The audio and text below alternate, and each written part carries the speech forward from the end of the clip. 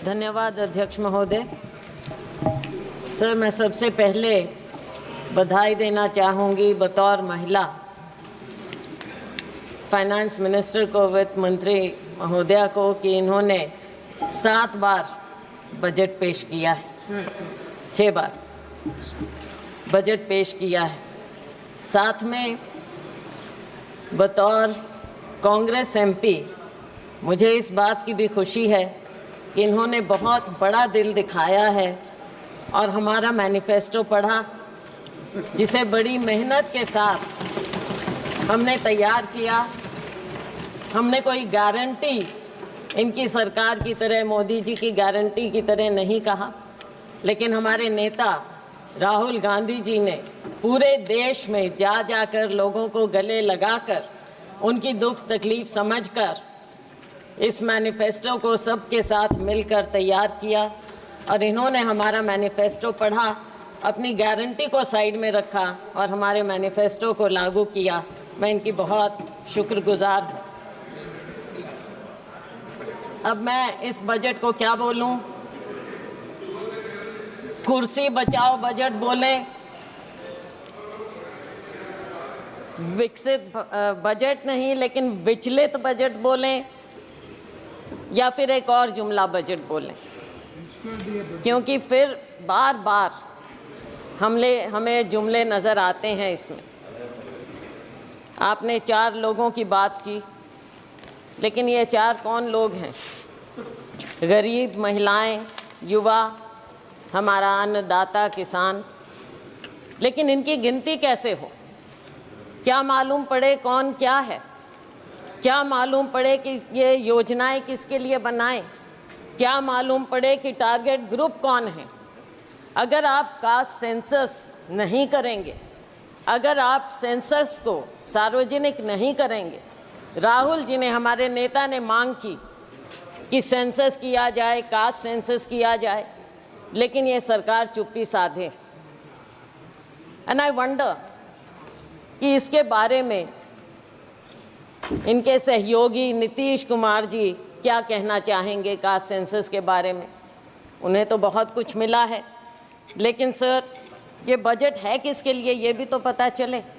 क्या केवल 2 राज्यों को ही उन पर मेहरबानी हुई है, या पूरे देश पर भी कुछ नज़र डाली गई? ऐसा नज़र नहीं आता कि 2 राज्यों के अलावा कुछ दिखा हो, या फिर भाजपा शासित प्रदेशों के अलावा कुछ नज़र आता हो। सर, मुझे याद आता है कि जब माननीय प्रधानमंत्री जी मोदी जी माननीय मुख्यमंत्री होते थे और उस समय हमारी सरकार थी और वो एनडीसी की मीटिंग में आते थे, अब तो खैर एनडीसी भी नहीं रहा, और वो हमेशा कोऑपरेटिव फेडरलिज्म की बात करते थे। अब शायद वो शब्द पूरी शब्दावली से निकल चुका है, कम से कम भाजपा की और सरकार की शब्दावली से निकल चुका है। लेकिन 2 राज्यों को भी मैं थोड़ा आगाह करना चाहूँगी। नीतीश जी तो हमारे साथ पुराने रह चुके हैं, 10वीं लोकसभा में थे, सब समझते हैं। नायडू जी भी बहुत अनुभवी हैं, राजनीतिज्ञ हैं। इनकी बातों पर ना जाएं। आज बेशक लगता हो कि बहुत कुछ दिया है, लेकिन नज़र फेरते देर नहीं लगती, तो इसलिए उनको भी मैं आगाह करना चाहूँगी। आज खुशियाँ मनाएं, लेकिन समय बदलते देर नहीं लगेगा सर। तो ये जो बजट पेश किया गया, इसमें जो इन्होंने गारंटी की बात की, शायद लोगों को विश्वास नहीं हुआ, और इसीलिए 303 से लेकर 241 पर आ गए। विश्वास पैदा करना इनका काम है। इन्होंने विश्वास खोया और तभी ये डाउनस्लाइड हुआ। आज के दिन भी जब बातें होती हैं बजट में, हम सुनते हैं तो ऐसा लगता है कि कुछ पर मेहरबान और बाकियों को दरबान बना दिया गया है। दरवाजे के बाहर खड़े रहो, अगर मेहरबानी होगी तो शायद आपको कुछ मिल पाएगा।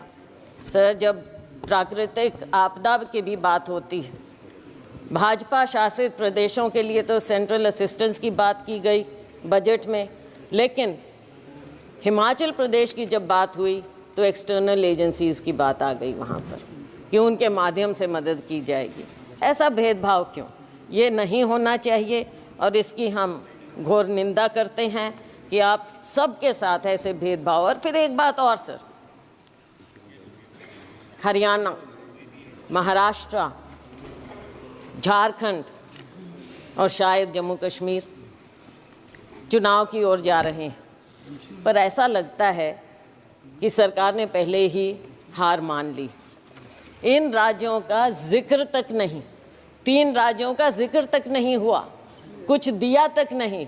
और दुख इस बात का है कि आज 3 केंद्रीय मंत्री हैं हरियाणा से केंद्र में, एक तो मुख्यमंत्री भी रह चुके, लेकिन हरियाणा को कुछ नहीं मिला। मुझे मालूम नहीं कि अंदरूनी इनकी क्या बातें होती हैं, वो तो खैर सार्वजनिक हो नहीं सकती, लेकिन दुर्भाग्य है मेरे राज्य का, हरियाणा का, कि 3 केंद्रीय मंत्री होने के बाद भी हमें हरियाणा को ये कुछ ना दे पाए हैं और नाम तक लेना मुनासिब नहीं समझा। सर, किसान की बात है, किसान की आय दुगनी करने की बात कही गई। स्वामीनाथन कमेटी रिपोर्ट की बात लागू करने की शुरू में की थी, लेकिन बहुत कन्वीनियंटली आसानी से अब स्वामीनाथन कमेटी रिपोर्ट का नाम तक नहीं लिया जाता है। एग्रीकल्चर का, कृषि सेक्टर का बजट आधे के करीब हो गया है। 2019-20 में जहां 4.97% था, इस बजट में आपने 2.74% करके छोड़ दिया है। बात करते हैं एमएसपी की। एमएसपी के बारे में कहा गया माननीय वित्त मंत्री जी ने कि आपने बहुत से उपजों को इस बार एमएसपी दिया है, लेकिन क्या आपने स्वामीनाथन कमेटी रिपोर्ट के मुताबिक फार्मूला अपनाया है? C2 + 50%? नहीं, बिल्कुल नहीं, क्योंकि आप भूल चुके हैं उसे। थोड़ा सा याद दिलाना चाहूँगी कि बढ़ाने के बावजूद जब हमारी सरकार थी, यूपीए सरकार, उस समय गेहूं की एमएसपी हमने 119% बढ़ाई थी और धान की 134% बढ़ाई थी, लेकिन मोदी जी की सरकार में केवल 47% गेहूं और 50% धान बढ़ाई गई है। तो इसमें पीठ थपथपाने का तो कुछ नज़र आता ही नहीं। आज के दिन इतनी अग्रेरियन क्राइसिस है, खास करके हमारे राज्यों में, लेकिन उसकी ओर कोई ध्यान नहीं है। किसान बैठा रहे, साल से ऊपर बैठा रहा, लेकिन उसकी ओर ध्यान नहीं दिया। ऐसे बना देते हैं जैसे कोई दुश्मन हो, किसी दुश्मन देश के साथ बॉर्डर बनाए जाते हों। ऐसी बात होनी नहीं चाहिए। पूंजीपतियों के मित्र हैं, ये दुनिया जानती है, पूंजीपति खास तौर से जानते हैं। किसान अपने दुख को समझते हुए ये जानता है कि केवल और केवल पूंजीपतियों का ध्यान दिया जाएगा। सर, आज हमारी सरकार में 72,000 करोड़ रुपया हमने किसानों का कर्जा माफ़ किया था, लेकिन आपने अपने पूंजीपति मित्रों का 16 लाख करोड़ रुपया माफ़ किया। किसानों की ओर कोई ध्यान नहीं। शायद आपको लगता है कि किसानों का कर्जा माफ़ करेंगे तो वो आलसी हो जाएंगे, पैदावार नहीं करेंगे, काम नहीं करेंगे, शायद यही शंका है, मैंने पढ़ा कहीं पर। और नाबार्ड के मुताबिक हर किसान औसतन 1.35 लाख रुपए के कर्जे में है। ये नाबार्ड का फिगर है, मेरा नहीं। तो साथियों, ऐसी बात नहीं, फिर से वही बात आ गई, मित्रों पर मेहरबानी और किसानों और मजदूरों से बेईमानी। बेईमानी मैंने इसलिए कहा कि शब्द यूज़ नहीं करना चाहिए। नाबार्ड का फिगर है ये? मैं हाँ जी नाबार्ड। मैं ये इसलिए कह रही हूँ क्योंकि आपने समझौता किया किसानों के साथ, और लेकिन आपने वादा खिलाफ़ी की। हर बात में आपने वादा खिलाफ़ी की। कौन सा साल था? 2021, और आज कौन सा साल आ गया है, कौन सा समय आ गया है। किसान अपना दुख लेकर फिर भी बैठा है। किसान को आप उग्रवादी मत करिए, लेकिन आप उसको मजबूर मत कीजिए उग्र होने पर। और मजबूर और मजदूर दोनों बना दिया है आपने, किसान को, मजदूर को, किसी और ध्यान नहीं है। और इसके ऊपर एक और फसल बीमा योजना हमारे यहाँ अपने प्रदेश की मैं बात कर सकती हूँ। फसल बीमा योजना से आप किसान से पैसा तो ले लेते हैं प्रीमियम, लेकिन जब मुआवजा देने की बात आती है तो वो सालों साल बैठा रहता है। मेरी अपनी कॉन्स्टिट्यूएंसी में नरवाना में 3 साल से किसान बैठा है मुआवजे के लिए, उसकी और कोई ध्यान नहीं।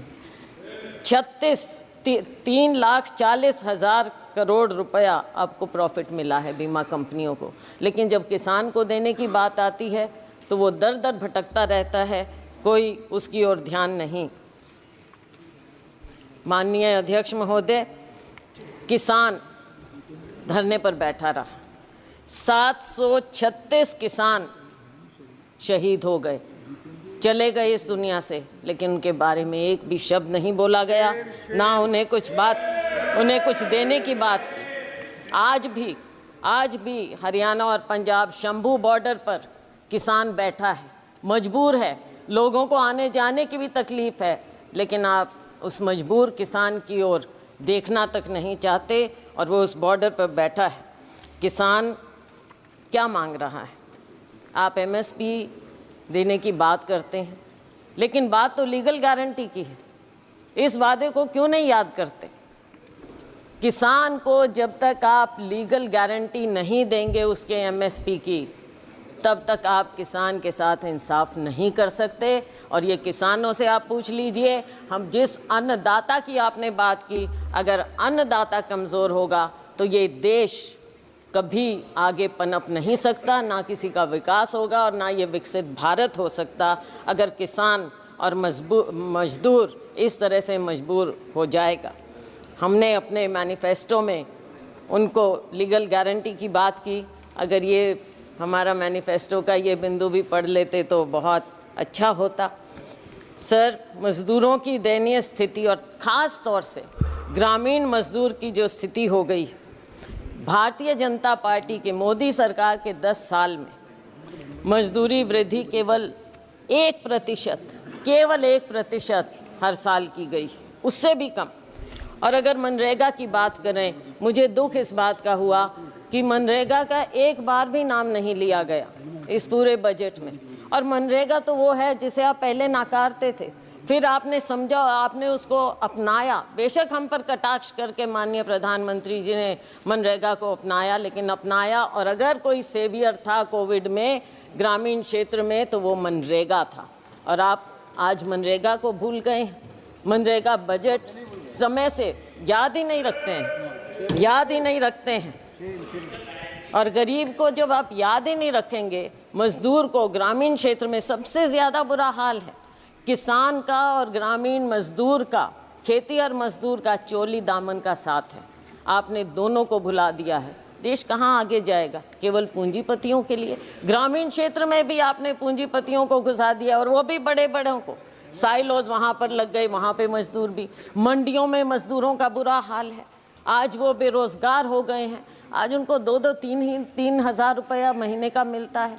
मजदूर और दयनीय हो गया है। तो इस पर आपको ध्यान रखना चाहिए। न्यूनतम वेतन प्रतिदिन का 400 रुपया होना चाहिए। ये देश भर की डिमांड है, और हम कहते हैं कि हमारा समय आएगा, हम 400 रुपया ज़रूर करेंगे, और ये होना चाहिए। सरकार को इस बात को मानना चाहिए, गरीब की बात को मानना चाहिए,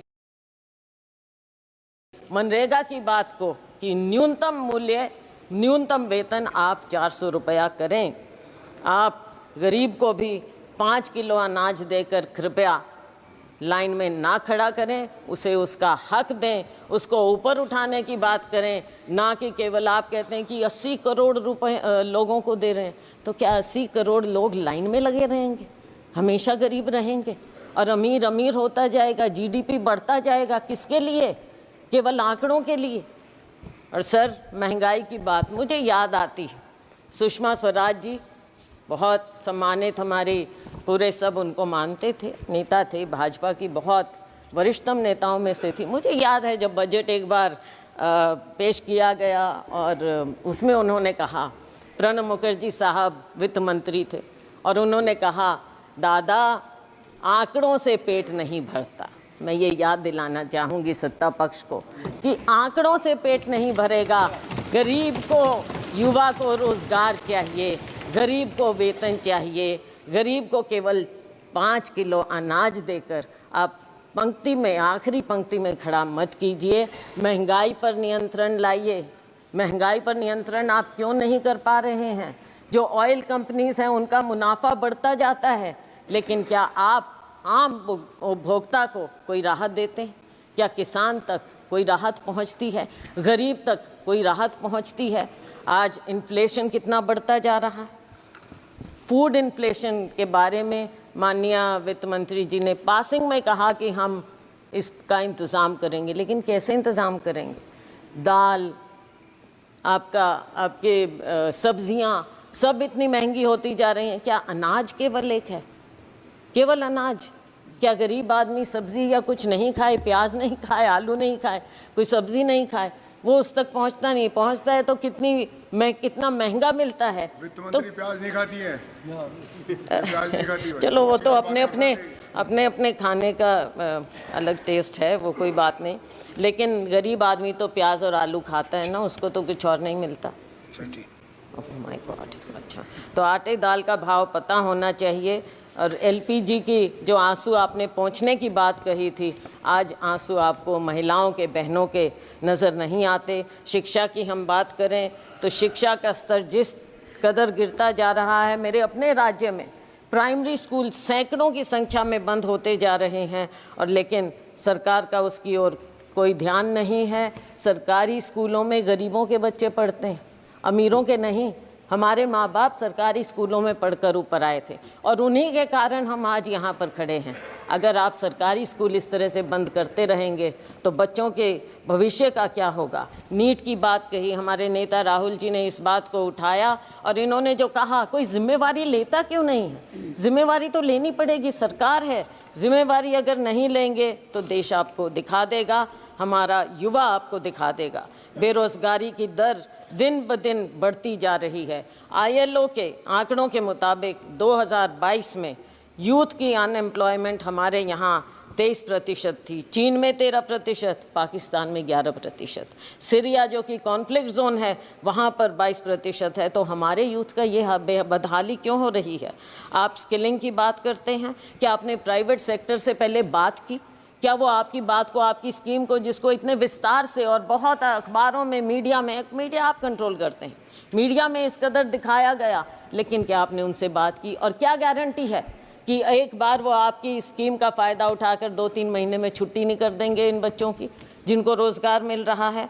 तो ऐसे कैसे बात बनेगी? हमने तो अपनी उसमें हमारा मैनिफेस्टो पढ़ते तो पहली नौकरी पक्की का वायदा राहुल जी ने किया था, वो सुन लेते। केंद्र में 10 लाख वैकेंसियाँ हैं, हरियाणा में 2 लाख वैकेंसियाँ हैं, उनको क्यों नहीं भरने की बात की जाती? और बैकलॉग है SC BC का, उनकी और आपने बिल्कुल ध्यान ही नहीं दे रहे हैं। बैकलॉग को भी तो भरिए। और अगर ये प्राइवेट सेक्टर इतना ज़्यादा आएगा, वहाँ पर क्या आपने आरक्षण किया है? कहाँ जाएंगे हमारे लोग? रेलवेज में आपने जो सबसे बड़े डिफेंस रेलवेज, यहाँ पर मिलता ही नहीं है, रोज़गार ही नहीं मिल रहा है, आपने बंद कर दी हैं सब नौकरियाँ। तो हमारे लोग, युवा कहाँ जाएगा? Skill skill skill skill India का क्या हुआ? आज के दिन बेरोजगारी इस कदर आपके सामने मुंह बाय खड़ी है, और आपको अगर नज़र नहीं आता तो आपको आने वाले जो ये चुनाव होंगे इन राज्यों में आपको नज़र आ जाएगा। वैसे जो अभी उपचुनाव हुए उसमें भी आपको नज़र आ गया होगा। तो साथियों, जब बेरोज़गारी इतनी बढ़ती है तो गलत आदतें भी बढ़ जाती हैं। मेरे अपने राज्य में, मेरे अपने यहाँ सिरसा, हिसार, अम्बाला, पूरे हरियाणा में नशा बढ़ता जा रहा है। कहाँ हरियाणा था? हमारे यहाँ बोलते हैं देशा में देश हरियाणा, जित दूध दही का खाना। लेकिन आज के दिन हरियाणा तो ऐसा हो गया, ऐसा देश हरियाणा हो गया है जहाँ पे अपराध और नशे का ठिकाना बन गया है। कोई देशा में देश हरियाणा। सर 1-2 बिंदुओं पर और केवल मैं नज़र डालूंगी। अग्निवीर की बात है। अग्निवीर के खोखलेपन का पर्दाफाश राहुल गांधी जी ने यहाँ पर इस सदन में किया है। सरकार कितने ही टॉल क्लेम्स करे, लेकिन असलियत अगर आप ज़मीन पर जाएंगे तो आपको पता चल जाएगी। आपने 2 कैटेगरी बना दी है। अगर जो अफसर है और या जो साधारण जवान है सेना में, वो तो शहीद हो जाएगा, उसके परिवार को पेंशन मिलेगी। और जो गरीब का बेटा है, गरीब का बेटा केवल अग्निवीर कहलाएगा, केवल नाम मिलेगा उसे, और क्या मिलेगा? कैसे जाएगा वो? आप सेना के साथ भी नाइंसाफ़ी कर रहे हैं, हमारे युवा के साथ भी नाइंसाफ़ी कर रहे हैं, हमारे जवान के साथ आप नाइंसाफ़ी कर रहे हैं। सर, हरियाणा की आबादी देश की लगभग 2% है, लेकिन सेना में हमारा हिस्सा 10% के करीब है। आज के दिन आपने क्या इंसेंटिव छोड़ दिया हमारे युवाओं के लिए? कुछ नहीं छोड़ा। ये योजना पूरी तरह से युवा विरोधी है, जवान विरोधी है और सेना विरोधी है। हम डिमांड करते हैं कि आप अग्निवीर योजना को इमीडिएटली ख़त्म कीजिए और जय जवान जय किसान के नारे को फिर से बुलंद कीजिए। किसान को भी खुशहाल करिए, जवान को भी खुशहाल करिए। सर, SCBC की बात मैंने कही, ना बैकलॉग ख़त्म किया जा रहा है और ना नई नौकरियां मिल रही हैं, ना प्राइवेट सेक्टर में कुछ इनके लिए है, और ना इनकी scholarship, pre matric post matric scholarship के साथ जो जिस तरह से नाइंसाफ़ी की जाती है, समय पर बच्चों को दिया नहीं जाता। हरियाणा में मेडिकल 9,000 से ज़्यादा 10,000 के करीब स्टूडेंट थे, 3-4 साल से नहीं दी उनको स्कॉलरशिप। जब चुनाव आया तब आपने रिलीज़ की। इसमें भी राजनीति, गरीबों के साथ, हमारे SCBC के साथ भी राजनीति आप ऐसे करेंगे? क्या इतनी किल्लत है पैसे की कि आप गरीब से गरीब को उसकी स्कॉलरशिप नहीं देना चाहते? डॉक्टर अंबेडकर स्कॉलरशिप से आगे बढ़े थे। डॉक्टर अंबेडकर इकोनॉमिस्ट थे, लेकिन अगर आप बच्चों को मौका ही नहीं देंगे, वो कहाँ से आगे निकलेंगे? माननीय सदस्य, ये संसद है, हरियाणा विधानसभा नहीं है सर। इसका जवाब कैसे देंगी? सर, बजट है सर, बजट तो है। बजट में राज्य की अनदेखी हुई है सर। सही बात कहना सर, पड़ेगा। आपको भी राजस्थान से प्यार होगा सर। सर, आप अध्यक्ष हैं लेकिन राजस्थान से प्यार रखते हैं। राजस्थान विधानसभा बोलूँगा सर। आपने स्पेशल कंपोनेंट प्लान खत्म कर दी, सब प्लान बंद कर दिया और सारे फंड्स डाइवर्ट किए जाते हैं। अब एक आध दिन पहले हिंदुस्तान टाइम्स में रिपोर्ट थी, मध्य प्रदेश में फंड्स डाइवर्ट कर दिए। किस चीज़ के लिए? गौशालाओं के लिए। गौशाला और SC ST का उससे क्या लेना देना? लेकिन SC ST के फंड्स आप गौशालाओं में दे रहे हो, तो ये कहाँ से ये डाइवर्जन हो रहा है? सरेआम डाइवर्जन हो रहा है। क्यों डाका डाल रहे हैं गरीबों के बजट पर, SC ST के बजट पर? सर, जहाँ तक कि हेल्थ की बात है, हेल्थ का एक्सपेंडिचर भी गिरता चला जा रहा है और पिछले समय में 2% के करीब आपने 2 साल बजट एस्टिमेट्स में और एक्सपेंडिचर में फ़र्क आ गया है सर, तो आगे वो गिरता ही चला जाएगा। और सर, आपकी कमिटमेंट हेल्थ सेक्टर में कोविड में देखा, लेकिन उसके बाद भूल गए। मैं एक और, आप सर बुरा नहीं मानना, अपना राज्य होता है, थोड़ा सा मेरे को बोलने दीजिए। सर, हरियाणा में माननीय प्रधानमंत्री जी ने फाउंडेशन स्टोन रखा था आयुष यूनिवर्सिटी का, क्या हुआ उसका? आज तक एक पत्थर नहीं लगा है कुरुक्षेत्र में, एक पत्थर। माननीय वित्त मंत्री जी पता करें। और सर, सिरसा में मेडिकल कॉलेज का नींव पत्थर माननीय प्रेसिडेंट साहब ने, राष्ट्रपति महोदया ने रखा, वहाँ भी टेंडर तक नहीं हुआ है, तो कैसे होगा? ये हेल्थ के प्रति है। आप बच्चों के बारे में एक शब्द नहीं। कुपोषण सबसे ज़्यादा हमारे ग्लोबल हंगर इंडेक्स के मुताबिक 2023 के मुताबिक 125 देशों में इंडिया की दर 111 है। पिछले साल 107 थी, इस साल 111 पर हम आ गए हैं। भूखमरी, कुपोषण, बच्चों के लिए क्या हो रहा है? अब वर्किंग महिलाओं के लिए, महिलाओं की बात अगर हमारी बात सुन लेते, राहुल जी ने प्रॉमिस किया कि हर गरीब परिवार में हम एक महिला को 1 लाख रुपया देंगे। अगर आप दे देते महिलाओं का तो अपने आप उद्धार हो जाता। थोड़ा सा सुन लेते, हमारी थोड़ी बात मान लें, इसमें कोई शर्म की बात नहीं है। आपके पास आइडियाज़ नहीं हैं, हमारे पास हैं, हमारे आइडियाज़ ले लें, सुझाव ले लें, तो देश का भला हो जाएगा, बहुत भला हो जाएगा। हमारे पूर्व मुख्यमंत्री जी यहाँ पर अब मंत्री हैं, बहुत बढ़िया उनके पास मंत्रालय हैं, लेकिन अगर शहरों की बदहाली, आप एक तो नाम बदलने का बड़ा शौक है, अब सिर्फ इसलिए क्योंकि JNNURM राजीव आवास योजना रखा, नाम से आपको थोड़ी दिक्कत है, शायद नफरत है, तो वो नाम बदल दिए स्मार्ट सिटी। अब सर, स्मार्ट सिटी फरीदाबाद में, आप अगर 2 कदम पर है Faridabad, it is an overgrown urban slum. कहाँ से स्मार्ट सिटी है वो? किस हिसाब से? कचरे के ढेर हर जगह। और मिलेनियम सिटी गुड़गांव, खुद कॉलीग वहाँ से मंत्री, वहाँ से एमपी। 2 दिन पहले उनका इतना बड़ा इंटरव्यू छपा था कि वहाँ पर क्या बदहाली है गुड़गांव में कचरा प्रबंधन की। आप उनकी ही बात सुन लें क्या हो रहा है। मैं उम्मीद करती हूँ कि आपस में कॉलीग्स जो माननीय पूर्व मुख्यमंत्री हैं वो अपने यहाँ पर कॉलीग की बात सुनेंगे, दूसरे